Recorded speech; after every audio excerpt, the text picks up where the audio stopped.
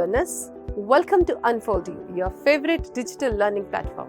I am Meenu Agarwal, your biology subject mentor और आज हम कर रहे हैं हमारा चैप्टर बायोमोलिक्यूल्स। इस वीडियो में हम पढ़ेंगे carbohydrates, lipids, amino acids and nucleotides, right? तो let us not waste time and start with carbohydrates. Now first of all, what are carbohydrates? क्या होते हैं? Hydrates of carbon. Hydrates of carbon they are called carbohydrates. Basically मैं बात कर रही हूँ sugars की, मोनोसेक्राइड्स की, डाइसेक्राइड्स की, सिंपल शुगर्स को हम सिंपल उनकी बात करेंगे हम, ठीक है? तो कार्बोहाइड्रेट्स को हमने पूरा चार्ट बना दिया, डिवाइड कर दिया डिफरेंट कैटेगरीज में, सिंपल एंड कंपाउंड। हम कंपाउंड को अगले टॉपिक में लेंगे, राइट? लार्ज, जब हम बायो मैक्रोमोलिक्यूल्स की बात करेंगे, ठीक है? इसमें मेनली मैं डिस्कस करने वाली हूँ सिंपल कार्बोहाइड्रेट्स की। सिंपल कार्बोहाइड्रेट्स में आ गया मोनोसेक्राइड, जो सिंगल शुगर के बने हैं, glucose, fructose, they are 6 carbon compounds, ठीक है? डाइसेक्राइड, जब दो ग्लूकोज यूनिट्स या 2 मोनोसेक्राइड यूनिट्स जुड़ जाती हैं, दे फॉर्म डाइसेक्राइड्स, ठीक है? मोनोसेक्राइड में आ जाओ, ट्रायोजेस हैं जिनमें 3 कार्बन है, टेट्रोजेस हैं जिनमें 4 कार्बन है, राइट? और पेंटोजेस हैं जिनमें 5 कार्बन है, राइबोज, डीऑक्सीराइबोज क्या है? पेंटोज है। Hexoses, glucose is a 6 carbon compound which is a hexose, ठीक है? तो अब मोनोसेक्राइड्स में अलग अलग शुगर्स के नाम आ गए। ट्रायोजेस जिनमें 3 कार्बन कंपाउंड्स होते हैं, फॉर एग्जांपल ग्लिसरॉल्डिहाइड। टेट्रोजेस जिनमें 4 कार्बन कंपाउंड्स होते हैं, कार्बन एटम्स होते हैं। अरिथ्रोज, ज़ाइलुलोज, ये सब क्या है? 4 कार्बन एटम्स।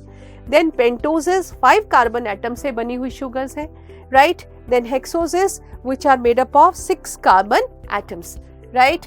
फिर मोनोसेक्राइड में aldoses and ketoses, right? Aldo group वाले एल्डोजेस, कीटो ग्रुप वाले कीटोजेस, राइट? फिर डाइसेक्राइड्स में आ जाओ, सुक्रोज, लैक्टोज, मैल्टोज, ये एग्जांपल्स हैं डाइसेक्राइड्स के, ठीक है?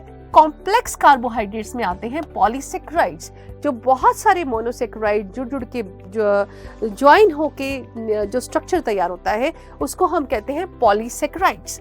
पॉलीसेक्राइड्स को हम 2 कैटेगरीज में डिवाइड कर सकते हैं, होमोपॉलीसेक्राइड्स एंड हेट्रोपॉलीसेक्राइड्स। जब सेम टाइप की मोनोसेक्राइड यूनिट्स ज्वाइन करती हैं, they form homopolysaccharides like starch, dextrin, cellulose, glycogen, ये सब।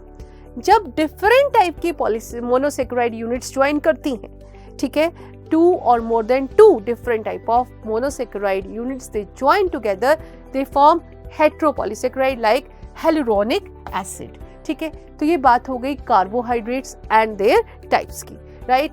अब ये देख रहे हो, आपको स्ट्रक्चर दिखाई दे रहा है। This is simple glucose, C6H12O6 इसका फॉर्मूला है।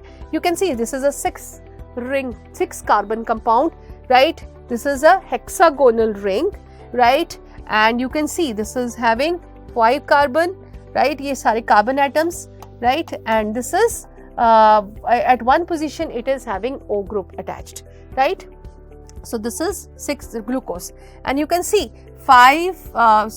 4 carbon and 1 oxygen से बनी हुई। 5 carbon, not 4, 5 carbon, 1, 2, 3, 4, 5. 5 carbon and 1 oxygen, that is ribose, right?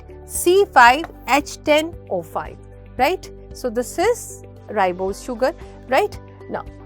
Now what are carbohydrates? They are organic compounds made up of carbon, hydrogen and oxygen. अगर हम carbohydrates की definition दें, तो वो कंपाउंड जिनमें कार्बन होता है, हाइड्रोजन होता है और ऑक्सीजन होता है, इनको हम ऐसे भी कह सकते हैं पॉलीहाइड्रोक्सी एल्डिहाइड्स और ketones. They are polyhydroxy aldehydes and ketones, right? Next coming to amino acids. Amino acids आपको पता है प्रोटीन्स की बेसिक स्ट्रक्चरल यूनिट होती है, राइट? आपकी बॉडी में 2 तरह के अमाइनो एसिड्स हैं, essential and non essential. Amino acids को हमने 2 कैटेगरीज में डिवाइड किया है depending upon the requirement of the body, ठीक है?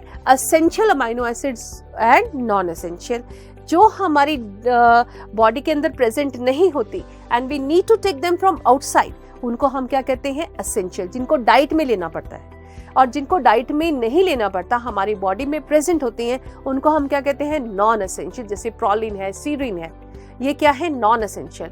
एसेंशियल में आइसोल्यूसिन है, ल्यूसिन है, ये क्या है, एसेंशियल अमाइनो एसिड्स हैं। ठीक है, अब मैं बात कर रही हूँ किसकी, स्ट्रक्चर ऑफ अमाइनो एसिड्स की। आप देख रहे हो structure, central carbon, alpha carbon बोल दो, और इसकी 4 पोजीशंस ऑक्यूपाइड है, 1 with hydrogen, 1 with R group, 1 with amino group, 1 with carboxyl group. So it is having 1 amino, 1 carboxylic and 1 R group present on it, right? So amino acids, they contain amino group and acidic group, both amino group भी है और acidic group भी है, ठीक है।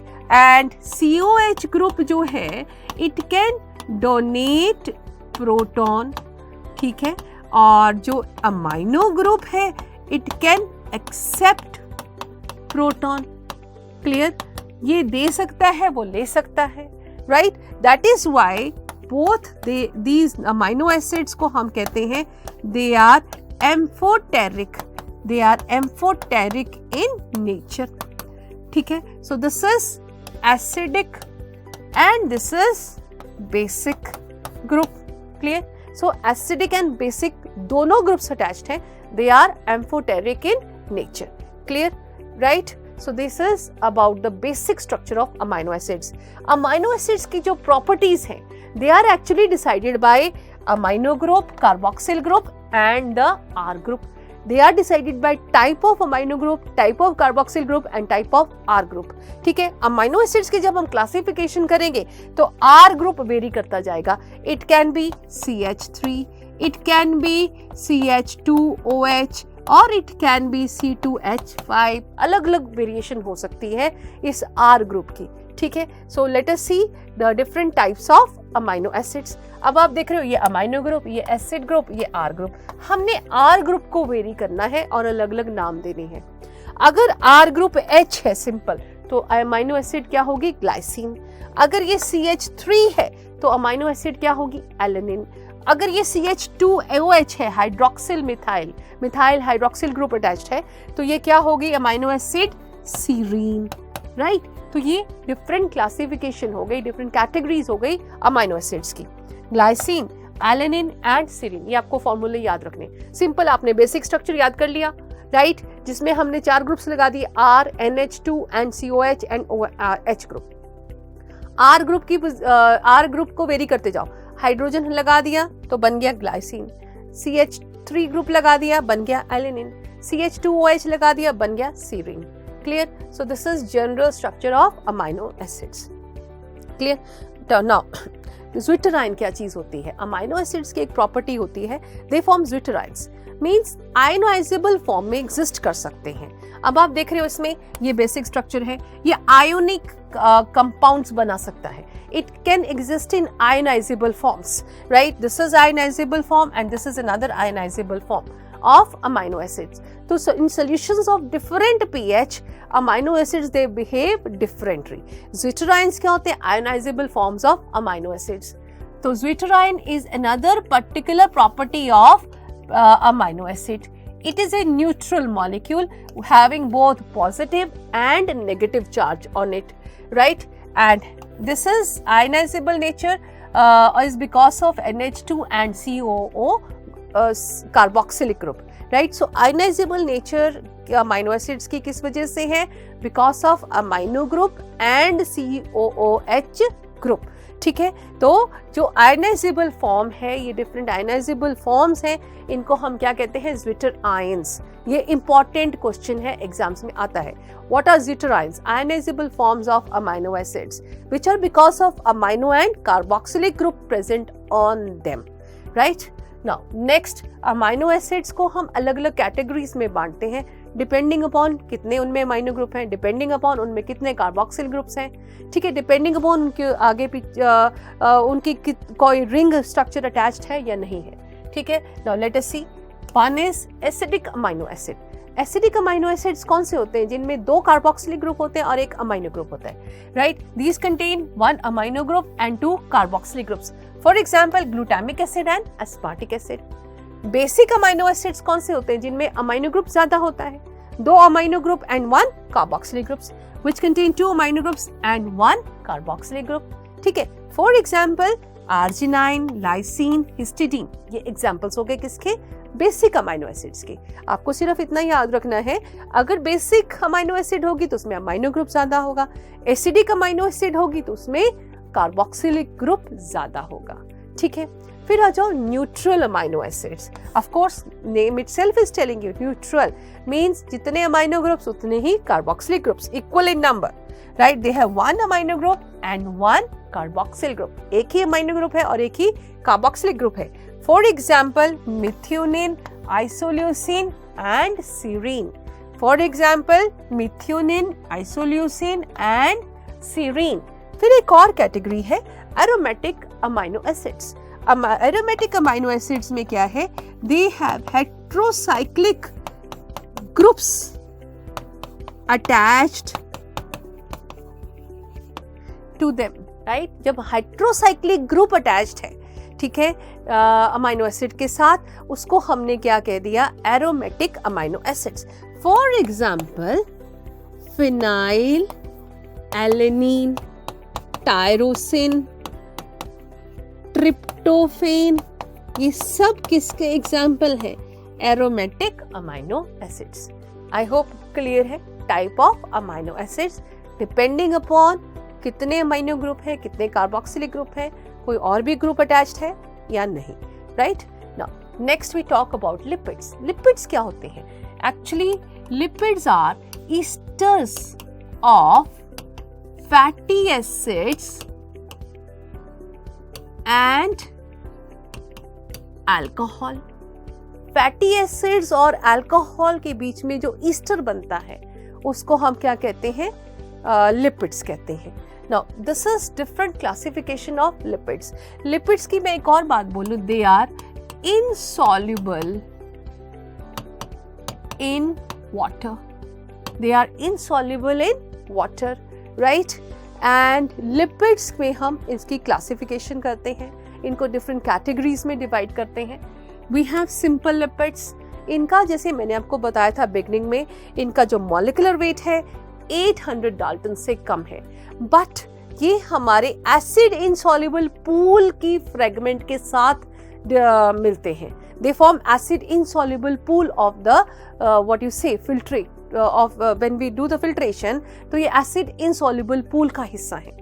अब इसके पीछे बहुत इंपॉर्टेंट सी बात है कि एसिड इनसॉल्युबल पूल में क्यों मिलते हैं when their molecular weight is less than 800 daltons? क्योंकि ये जो लिपिड्स हैं they are part of membranes, organellar membranes, organelle के मेम्ब्रेन्स भी और सेल के मेम्ब्रेन का भी हिस्सा है। ठीक है, तो जब हम उनको व्हाट यू से ग्राइंड करते हैं तो ये जो मेम्ब्रेन है, मेम्ब्रेन्स हैं, they form vesicles and they are insoluble in they form they are insoluble fragments and they become part of acid insoluble pool, right? क्योंकि ये membranes का हिस्सा है और जो ये vesicles बनाते हैं, vesicles are insoluble and they form a part of acid insoluble pool, right? अब coming to different types of lipids, कौन-कौन से? Now lipids मैंने कहा कि they form the part of acid insoluble pool, right? Lipids में हमने कहा किसके बने हैं? फैटी एसिड्स एंड ग्लिसरॉल के बने हैं। फैटी एसिड क्या होती है? फैटी एसिड को हम डिफाइन करें, it is a long chain of किसकी? Hydrocarbons. It is a long chain of hydrocarbons with COOH group. ठीक है, अब ये जो COH ग्रुप है, it can join with either ये हाइड्रोकार्बन जिनमें CH3 हो सकता है, C2H5 हो सकता है, और you know number of carbons it can vary from 1 to 19 also, right? Number of carbons 1 से 19 तक वेरी कर सकते हैं। Since we have 20, you know these number can vary from 1 to 19 also, right? Now अब हम बात कर रहे हैं लिपिड्स की। We have 2 types of lipids based on the type of bond present in them, saturated and unsaturated। ठीक है, अगर तो एक ही बॉन्ड है, सिंगल बॉन्ड है, तो वो लिपिड्स को हम क्या कहेंगे? सैचुरेटेड, ठीक है। एंड ये होते हैं सॉलिड एट रूम टेम्परेचर, ठीक है। और इनके अंदर अगर डबल बॉन्ड है तो हम क्या कहेंगे, अनसैचुरेटेड। ये है लिक्विड एट रूम टेम्परेचर, ठीक है, इतना समझ आ गया, ठीक है। जो सैचुरेटेड है ये बेसिकली किसका हिस्सा है, एनिमल फैट्स में प्रेजेंट होते हैं। Unsaturated present in the plant fats. तो हाई मेल्टिंग पॉइंट किसका है, सैचुरेटेड का, because they are solid at room temperature and comparatively they have low melting points, ठीक है। आई होप इतना क्लियर हो गया होगा। Now coming back to this diagram in front of you, types of lipids, you know, classification of lipids. We have simple lipids, we have compound lipids, we have derived lipids. Simple lipids, simple fatty acid chain plus glycerol. अब उनके साथ कोई और भी attach हो गया group तो वो कंपाउंड लिपिड्स हो गया। अब इन लिपिड्स का कोई डेरिवेटिव है जिनसे कुछ डिराइव किया जाता है, लिपिड से कुछ और स्ट्रक्चर बनाया जाता है, तो उसको हम क्या कहते हैं, derived lipids. Simple lipids are esters of fatty acids with glycerol, ठीक है। I show you with the help of diagram, ठीक है। ग्लिसरॉल में कितने होते हैं, 3 अल्कोहल्स अटैच्ड होते हैं, 3 OH ग्रुप्स प्रेजेंट होते हैं ग्लिसरॉल के अंदर, ठीक है। अब जो सिंपल लिपिड्स हैं ये fats and they can be waxes, they can be fats और दे कैन बी वैक्सेस। तो ये क्या है, fats esters of fatty acids and glycerol, they are esters of fatty acids and glycerol. Fats which are liquid at room temperature उनको हमने क्या कहा, oils, उनको हमने क्या कहा, oils, ठीक है। Then waxes जैसे palmitic wax, bee wax, ear wax, ये सब क्या है, waxes। तो ये क्या चीज होते हैं, they are esters of long chain fatty acids and long chain alcohols, esters of long chain of fatty acids and long chain of alcohols। हम एग्जाम्पल इसमें लिख सकते हैं, सेरिमिन वैक्स जो कि ईयर्स में पाई जाती है, ईयर वैक्स भी कहते हैं। बी हाइव में बी वैक्स होती है, that is an example of wax, ठीक है। नाउ कंपाउंड लिपिड्स क्या है, esters of fatty acids, alcohol, but they possess other groups also like sugar in case of glycolipids, phosphates in case of phospholipids, ठीक है। Derived lipids, they are formed by fused hydrocarbon rings and long hydrocarbon chain, formed by fused hydrocarbon rings and long hydrocarbon chain on one side like in case of cholesterol, right? Now let us see all these. हमने बात की simple lipids की, हमने बात की compound lipids की, then we have talked about derived lipids. अब simple lipids की मैं बात कर रही हूँ, इसमें हमने कहा फैटी एसिड्स, ट्राइग्लिसराइड्स मैंने दिखाया है। फैटी एसिड्स, उन फैटी एसिड्स को ट्राइग्लिसराइड्स कहते हैं जिनमें 3 डिफरेंट आर ग्रुप्स अटैच्ड हैं या 3 डिफरेंट फैटी एसिड्स अटैच्ड हैं। अगर 2 फैटी एसिड्स अटैच्ड होंगी तो मोनो डाइग्लिसराइड होगा, अगर एक फैटी एसिड चेन अटैच्ड होगी तो वो मोनोग्लिसराइड होगा, क्योंकि यहाँ पे 3 फैटी एसिड चेन्स अटैच्ड है ग्लिसरॉल मॉलिक्यूल के साथ। ग्लिसरॉल मॉलिक्यूल का फॉर्मूला होता है, it is CH2OH, right, CHOH and CH2OH। So this is the basic structure of glycerol, ठीक है। अब यहाँ पे एक फैटी एसिड चेन ज्वाइन करेगी, right. So this is fatty acid chain, right, R1 or like this, R2, R3। तो इनके बीच में क्या होगा, loss of water molecule will take place, loss of water molecule will take place and it will result in the formation of what? It will result in the formation of this compound, right? That is called as what? It is called as triglycerides, right? This is called as triglycerides. तो हम क्या कह रहे हैं, ये glycerol का molecule हो गया, ये फैटी एसिड्स हो गए, इसको कंप्लीट लिख लें ऐसे तो आपकी कंफ्यूजन ना रहे, ठीक है। जब इनके बीच में यहाँ से ये वाला OH and OH, this will या ये ऐसे कह लो आप, इसका यहाँ से OH ये वाला रिमूव होगा, राइट, H2O का लॉस होगा, ठीक है। So this will remove. इसको फिर से ही ड्रॉ कर लेते हैं.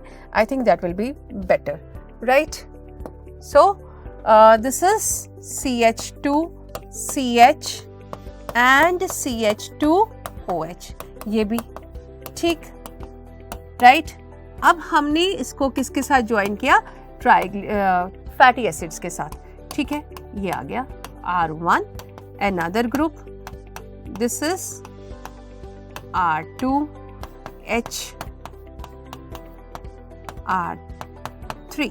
ठीक है, यहां से OH गया, यहां से हाइड्रोजन गया, यहां से OH गया लाइक दिस. तो ये बन गया, क्या बन गया? This is triglycerides, right? 3 fatty acids and 1 molecule of glycerol, so they form fatty acids, simple fats. Clear? Now next हमने बात की किसकी? कंपाउंड लिपिड्स की. ये तो हो गया ग्लिसरॉल, ये हो गए 2 ग्रुप्स अटैच. जब तीसरी पोजीशन पे फॉस्फेट ग्रुप अटैच्ड है और फॉस्फेट के साथ कई बार another group is also attached like choline, ethanolamine, ये से ग्रुप्स अटैच्ड होते हैं. तो ये बेसिकली स्ट्रक्चर किसका है? लेसिथिन का. ठीक है, लेसिथिन का. तो इसको हम क्या कहते हैं? फॉस्फोलिपिड्स, और they are called as conjugated lipids. तो ये आ गया आपका कोलेस्ट्रॉल का structure, hydrocarbon rings, and side में एक साइड में hydrocarbon chain is attached to these hydrocarbon rings. So these are derived lipids. तो ये लिपिड्स की टाइप्स हो गई. कौन कौन सी? Simple, compound and derived lipids. ठीक है, अब हम बात करेंगे न्यूक्लियोटाइड्स. न्यूक्लियोटाइड्स क्या है? Monomers of nucleic acids. ठीक है, न्यूक्लियोटाइड्स 3 चीजों से बनते हैं. एक हो गया उसके अंदर pentose sugar, right? Then they have phosphate group attached to the pentose sugar, right? And then they have nitrogenous base. Nitrogenous base, pentose sugar and phosphate group is present in the nucleotides. ठीक है, अगर सिर्फ phosphate को हटा दें, सिर्फ हम रखेंगे नाइट्रोजनस बेस और क्या रखेंगे? पेंटोज शुगर, तो उसको कहेंगे न्यूक्लियोसाइड. ठीक है, now These are monomers of nucleic acids. इनके अंदर क्या क्या प्रेजेंट है? Pentose sugar, 5 ringed sugar. It can be, ribose or deoxyribose, कुछ भी हो सकती है. नाइट्रोजनस बेसिस जिनको हम प्यूरीन्स एंड पायरिमिडीन्स 2 कैटेगरीज में बांटते हैं. ठीक है, डबल रिंग्ड स्ट्रक्चर्स, प्यूरीन्स हो गए, adenine and guanine. Single ring structures हो गए, थाइमीन, यूरेसिल एंड साइटोसिन. इनके अंदर, सबके अंदर नाइट्रोजन भी है और कार्बन भी है. And last of all phosphoric acid. ठीक है, this phosphoric acid it gives basic nature to nucleotides. If pentose sugar is attached to nitrogen base by glycosidic bond, it is called as nucleoside. Adenine plus ribose, it is called adenosine. ठीक है, तो ये क्या है? Simple nucleoside. ठीक है, इसके साथ PO4 अटैच करो तो क्या बना? न्यूक्लियोटाइड. ये क्या है? Basic in nature. This is acidic in nature. Clear? Right? Now just see, this is the complete structure of a nucleotide. इसमें आपको adenine base attached है sugar के साथ. This is sugar. This is N2 base. Clear? And this is phosphate group attached. ठीक है, अब इसमें जहाँ पे ये phosphate group attached है, यहाँ पे phosphodiester bond बनता है. ठीक है, जहां पे ये नाइट्रोजनस बेस अटैच्ड है शुगर के साथ, नाइट्रोजनस बेस अटैच्ड है विद द शुगर, यहाँ पे कौन सा बनता है? Glycosidic bond. क्या बनता है? Glycosidic bond. Clear? Now let us see in this what you say nitrogenous bases का स्ट्रक्चर है आपके सामने. इसमें आपको दिखाई दे रही हैं pyrimidines, right? And you can see these are purines. Purines जो है डबल रिंग्ड कंपाउंड्स हैं, right? These are double ring compounds, these are double ring compounds as you can see. Pyrimidines are single ringed compounds. Clear? अब ये जो प्यूरीन्स में आप देख रहे हो, इसकी अगर हम नेमिंग करें, इसमें पोजीशन अगर आप देखो 1, 3, 7 एंड 9 पोजीशन पे नाइट्रोजन है। इसमें भी 1, 3, 7 एंड 9th पोजीशन पे नाइट्रोजन है। तो 1 यहाँ पे नाइट्रोजन, 2nd पोजीशन पे नाइट्रोजन, 7th पोजीशन पे और 9th पोजीशन पे नाइट्रोजन है। क्लियर है? सो 1, 2, 3, 4, 5, 6, 7, 8, 9 इस तरह से इसकी नेमिंग की जाती है। 1 for first position, 3rd position, 7th and 9th position पे नाइट्रोजन ग्रुप अटैच्ड है। ठीक है, अब एडेनिन में और ग्वानिन में डिफरेंस देखें। अब यहाँ पे एडेनिन में जो 2nd पोजीशन पे क्या है, हाइड्रोजन अटैच्ड है, पर ग्वानिन में 2nd पोजीशन पे क्या है, amino group. Right, 2nd position में इसमें हाइड्रोजन है और उसमें क्या है, अमाइनो ग्रुप। फिर 6th पोजीशन में 6th कार्बन पे अमाइनो ग्रुप है एडेनिन के अंदर, और यहाँ पे 6th पोजीशन पे क्या है, ऑक्सो ग्रुप अटैच्ड है। क्लियर? तो this is the difference between adenine and guanine. अब इसमें देखें thymine, cytosine and uracil. So I will start with this, इससे स्टार्ट करें, यूरेसिल से। Simplest structure base which is found in RNA. इसमें क्या है, 2 ऑक्सो ग्रुप्स प्रेजेंट है। अब इनमें जो है जो नाइट्रोजन है, it occupies 1 and 3rd position. 6 ring compound है, राइट, 6 कार्बन कंपाउंड है, राइट, और इसमें 1st एंड 3rd पोजीशन पे क्या है, नाइट्रोजन है। 1 पे एंड 3rd पोजीशन पे नाइट्रोजन ग्रुप अटैच्ड है। Right, now 2nd and 4, 2, 4 dioxo. Uracil को हम कह देंगे 2, 4 dioxo. 2nd and 4th position पे ऑक्सो ग्रुप है। ठीक है, अगर हम इसका एक मिथाइल ग्रुप अटैच कर दें, ठीक है, 2, 4 डाइऑक्सो हमने रहने दिया एंड 5 मिथाइल अटैच कर दिया, 5th पोजीशन पे मिथाइल ग्रुप जोड़ दिया, तो वो क्या बन गया, थायमीन। ठीक है, फिर अब हमने एक ऑक्सो और एक अमाइनो ग्रुप है। ठीक है, एक oxo and 1 amino group, that is cytosine. Right, so that is cytosine. 4 amino, so it is 2 oxo, right, 4 amino, right, 2 oxo, it is 2 oxo, 4 amino. Clear? So this is what, cytosine. I hope it is clear to you. Nitrogenous bases, double ring structures को हमने क्या कहा, प्यूरीन्स। Single ring structures को हमने क्या कहा, पिरिमिडीन्स। दोनों में क्या है, नाइट्रोजन है, अलग अलग पोजीशंस पे है। ठीक है, डबल रिंग कंपाउंड्स में भी नाइट्रोजन है 1, 3rd, 7th and 9th position पे। सिंगल रिंग में है 1 एंड 3rd पोजीशन पे nitrogen is present. Right, now next, what are primary and secondary metabolites. Primary metabolites जो कि फिजियोलॉजिकल प्रोसेसेस में पार्टिसिपेट करते हैं, they are present in the animal tissues. Right, and जैसे sugars की बात करूं, अमाइनो एसिड्स की बात करूं, ये सब क्या है, प्राइमरी मेटाबोलाइट्स। अब सेकेंडरी मेटाबोलाइट्स जिनका फंक्शन अभी तक अंडरस्टूड नहीं है, they are part of plant tissues और they are derived due to some physiological processes. Right, now let us see primary metabolites जो कि बेसिकली मेटाबॉलिक फंक्शंस में हेल्प करते हैं, उनको हम क्या कहते हैं, metabolites. Right, so primary metabolites, they are found in animal tissues. They play specific role in the normal physiological processes. For example, amino acids, carbohydrates, proteins, all these क्या हैं, primary metabolites. Secondary metabolites वो metabolites हैं, they are found in plant, fungal and microbial cells. Plants में fungal cells and microbial cells. इनका function we don't know much. They are simply the products of some metabolic pathways. They are derived from metabolic pathways. For example, alkaloids, flavonoids, rubber, oils, scents, antibiotics, scents, gums and spices and some colored pigments also. ये सब क्या है, secondary metabolites. I hope ये सब आपको clear हो गया होगा अभी तक हमने जो पढ़ा. Right? Now let us try to solve these questions. Name the metabolites which are generally found in plant, fungal and microbial cells. कौन से मेटाबोलाइट्स हैं जो प्लांट्स में, फंगल में या माइक्रोबियल सेल्स में मिलते हैं? So they are derivatives of metabolic pathways, they are secondary metabolites. We can give examples, rubber, flavonoids, scents, pigments, all this. ठीक है. एक्सप्लेन ज़्विटरॉइन, बड़ा इंपॉर्टेंट क्वेश्चन है, एग्जाम में अक्सर आ जाता है.